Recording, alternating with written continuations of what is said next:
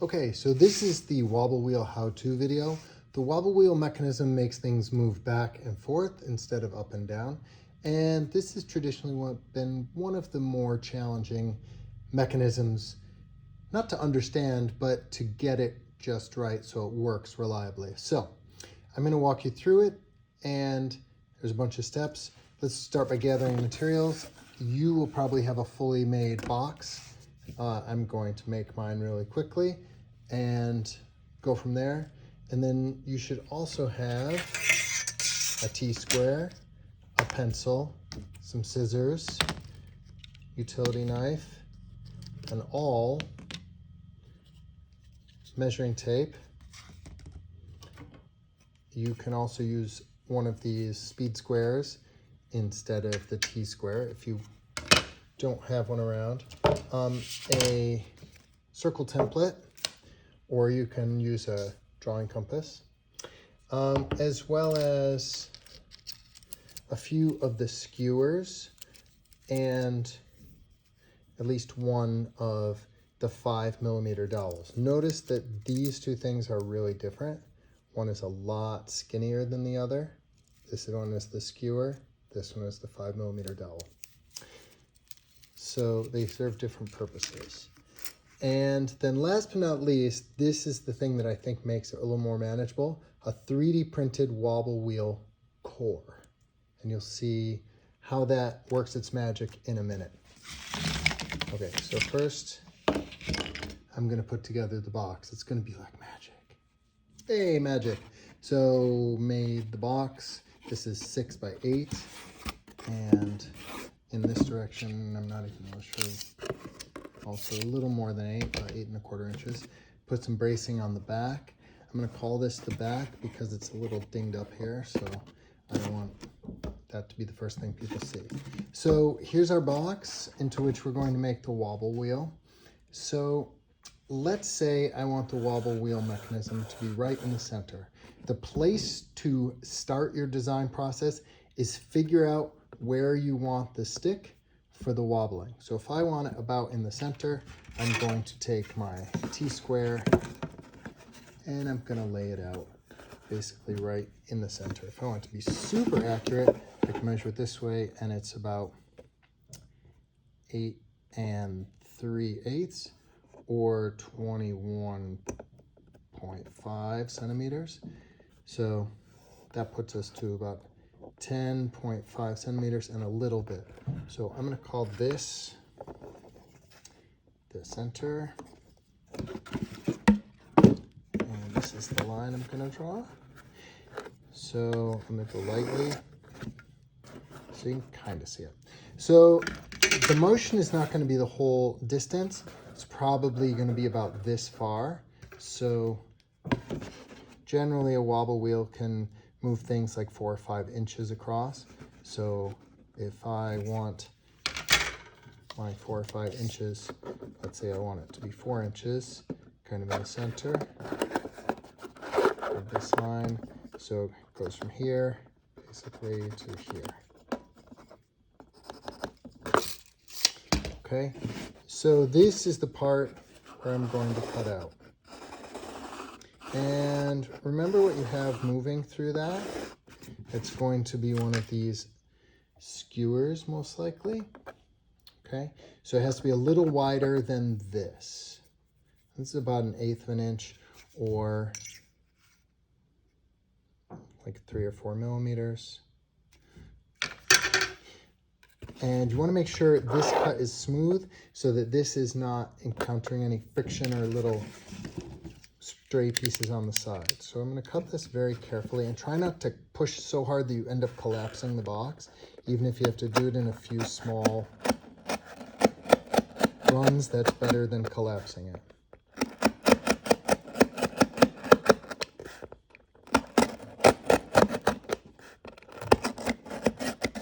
And you can cut through until you can't hear it anymore. Okay.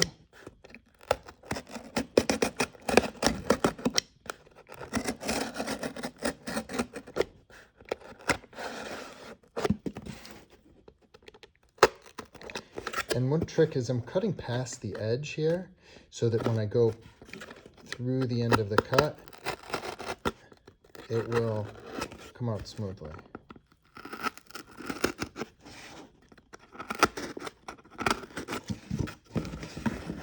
Pop that out. And if you cut all the way through carefully, well, that's not ideal. If it starts ripping, then go back in with the knife. Okay, so there's the cut. That's where I want my action to go back and forth. Okay, so if I go in and do something like this with my T-square, I will find, if I'm holding it straight up, that right underneath you'll notice that, kind of hard to see here, if it goes straight down, it kind of marks this spot in the bottom of the box. It's right there, and then I'm going to mark that to know where that is.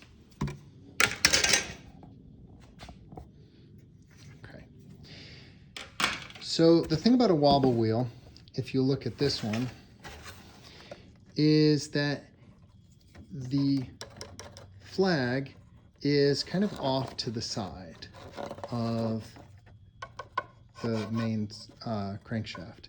So this does not exactly line up with that, and it's not supposed to, because a wobble wheel works because the stick is kind of on the side. And it goes nice and back and forth. This one works really well. Okay, so you have to decide whether you want to be a little bit in front of or a little bit behind this line. So it doesn't really matter that much. The question is how far. So this is where this magic item comes in. So this is a wobble wheel core. This is what we're substituting in for the discs of cardboard. Because it's 3D printed, it is easier to have an angled hole go through there and have it keep the angle that you want instead of kind of smushing around. So I'm going to make it on this side of the slot. So one way to measure this out is to take your speed square, or you can also use the T-square for this. Anything that gives you a nice right angle. And I'm going to line it up with the slot line and then come down the side over here, turn it around, get the middle of the slot,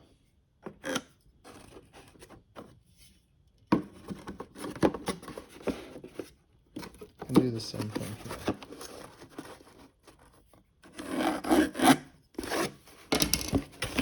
So this is in line with the slot. We don't want that. We want it to be a little bit in front of that.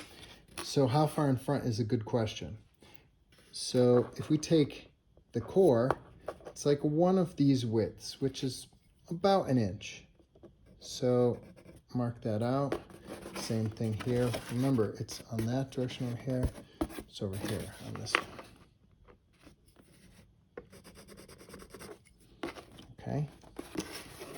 So right here is where the crankshaft is going to be. So what I'm going to do is take I want to kind of measure, make sure it's the same height on both of them. So down from the top, measure the same distance. So I'm going to measure about 3 inches. So that's where I'm going to put the hole on this side and on this side.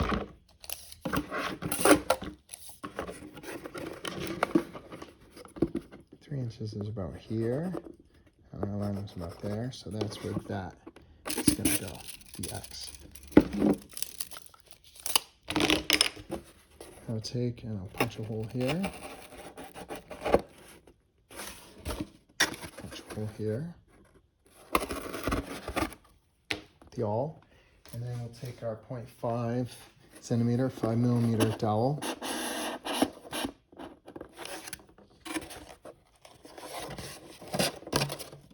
Oh, that's pretty. Okay, so that should look nice and level if you did it right. Let's take that out for a minute. So now we're going to put this 3D printed core on, and it should be sort of challenging but doable to put it on here. If you have a hard time with it, one little trick that you can use is you can go between two tables like this and actually tap it in place with your hand or with a hammer and just tap it to where you want it, which should be somewhere in the middle basically. So this is, you could see it's at an angle because the hole that goes through the middle is 3D printed at an angle. And so now what we need to do is put some discs on the side. So that's why we have this circle template. On this one that I did here, it seemed to work out pretty well. I used discs that were 2 3/4 inches. So if we look on here, you'll see that this one right here is the one I used, 2 3/4. You can go bigger, you probably shouldn't go smaller. Depends on how much room you have to work with, but this works pretty well. And I found that chipboard, which is the thin cardboard, works really well. So we're going to trace a couple circles on here. And we're doing it not in the middle. You know that upsets me. Right in the corners and along the edges. So I'm going to trace one circle here. Before I move it to the next one, I want you to notice there's 4 little marks along the outside of the circle on the template. It might be a little hard for you to see, but they're there. So you can take a ruler. We want to make a note of these because it will determine the center for us. Any kind of straight edge like a ruler or a T-square. Line up these two across from each other. Make one little line. And shift it a little bit, so make sure it's where you drew it initially. Let's see, this is, if it moves around, it's a little harder to do. Okay. Shh, don't breathe. Line up those 2 marks, and that's one. So same thing here. I'll make a second one. Here. Secret, don't move your hand away. Oh, look at that. You can even use another piece of cardboard as a straight edge, if the edge is straight.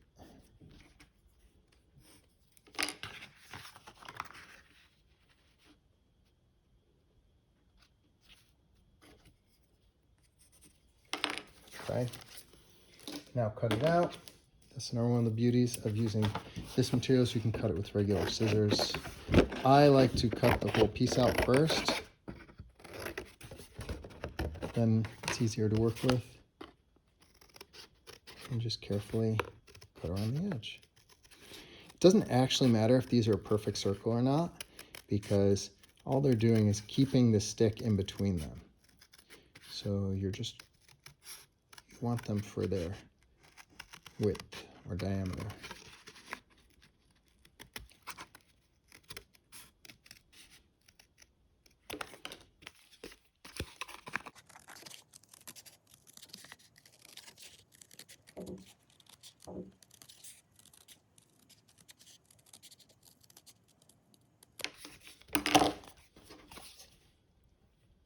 Okay.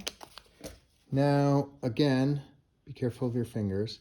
You want to poke a hole through the center. That's why we marked it.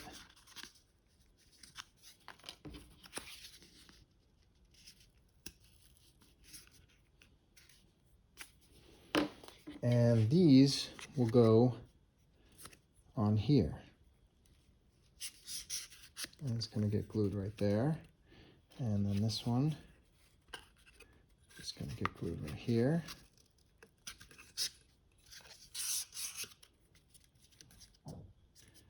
Okay. So I'm going to put a little glue on those. You don't need to go crazy with it.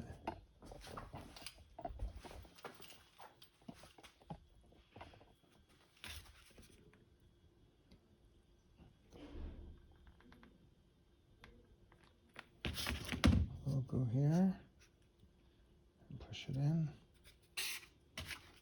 Same thing here, a little bit of glue. Careful not to burn yourself. And they should be slanted like that. That's how you know it looks right.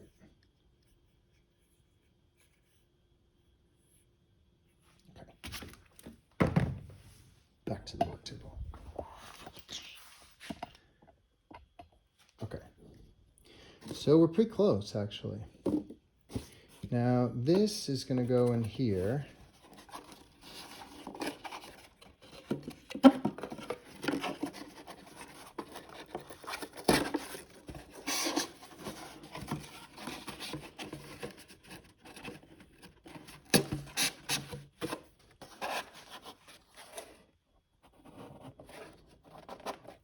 Okay, and so because we're a little ways this way, that the stick is now going to go like this. Goes through like that, and it goes like that. So as you twist it, oh, it kind of falls out. That is kind of what's expected, because what we need now is some rails to keep this from moving towards you or away from you, and to keep it in a sideways track. So if you look at the completed one here, you have these two skewers that line up on either side of this. And the whole purpose is that it keeps this flag from going too far into the screen or away from the screen. So we have the line here already. Now all we need to do is measure a short distance up from the bottom. So I would say about 1.5 inches. I think that's what this one is.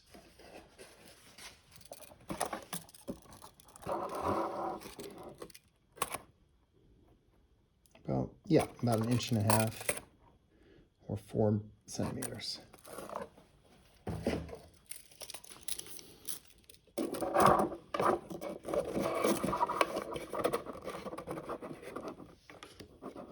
Inch, 1.5 inches. Same on the other side. It's 1 inch, 1.5 inches.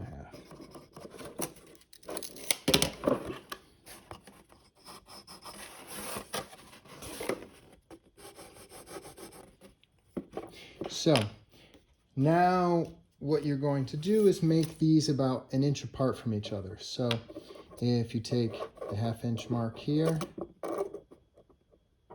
it's kind of hard to see on that. So if we take any inch measurement, I'm using 3, and go 1/2 inch this way and 1/2 inch this way. You have these two. The same thing over here.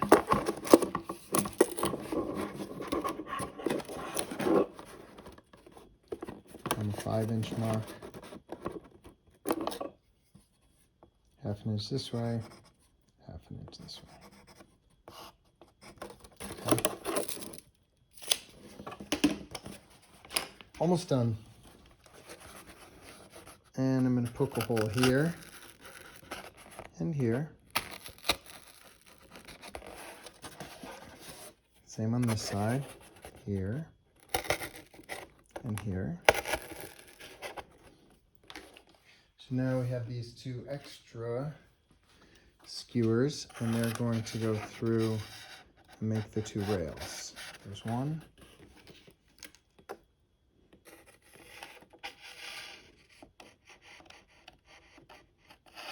And there's two. Those might even be a little bit too far apart. Let's see.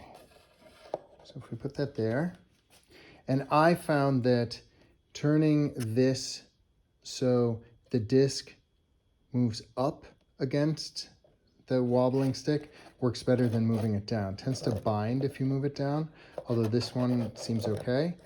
But if you move it up, it's going to be flat like this. move it upwards. It came out a little bit. So what I need to do is troubleshoot this, and to troubleshoot it, I'm going to make this track a little thinner so that it doesn't come out quite so much. And I think, yeah, I think 1 inch is probably way too wide. So I'm going to move these out,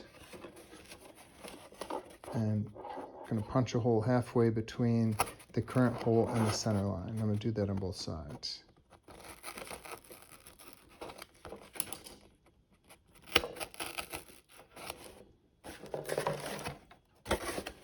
Same on this one.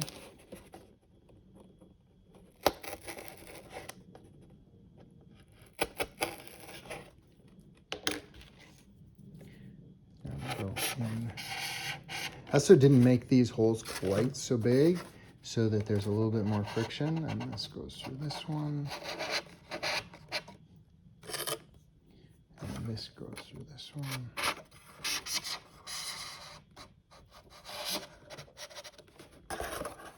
Okay, it's a narrower track now.